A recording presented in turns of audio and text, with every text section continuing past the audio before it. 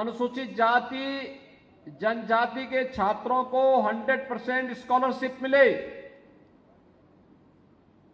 ये बाबा साहब की देन है। अनुसूचित जाति जनजाति के नागरिकों को नौकरियों में आरक्षण की सुविधा का लाभ मिले, ये बाबा साहब की देन है। अनुसूचित जाति जनजाति और अन्य वंचितों को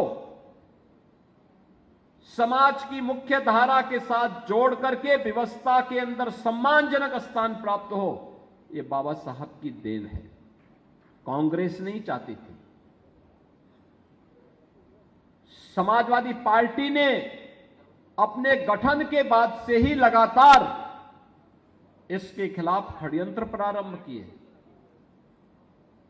और वह लगातार इस प्रकार के प्रयास करता रहा, जिसके कारण समाज में विद्वेष पैदा हो, अव्यवस्था पैदा हो, अराजकता पैदा हो, लगातार उन लोगों के द्वारा पैदा किए गए। कांग्रेस ने तो 1952 के पहले आम चुनाव में बाबा साहब भीमराव अंबेडकर को हराया था और हरवाया ही नहीं, हरवाने के साथ साथ उसने हारे कैसे?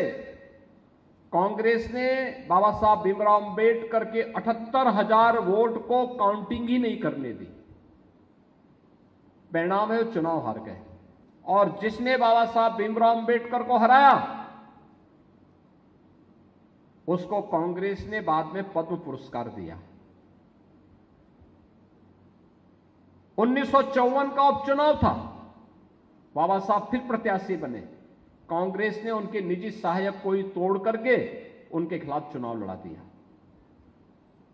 और वे फिर चुनाव हार गए। फिर बाबा साहब देश की संसद में जाएं, इसके लिए हिंदू महासभा के एक सदस्य ने अपनी सीट पुणे की छोड़ी थी, तब बाबा साहब भीमराव अंबेडकर देश की संसद में जा पाए थे। बहनों और भाइयों, ये कांग्रेस बाबा साहब भीमराव अंबेडकर की विद्वता से, उनकी कर्मठता से, अनुसूचित जाति जनजाति के प्रति और देश के प्रति उनकी प्रतिबद्धता को देख करके घबराई हुई थी और इसलिए वह पग पग पर उनके मार्ग में बाधाएं खड़ी करती थी।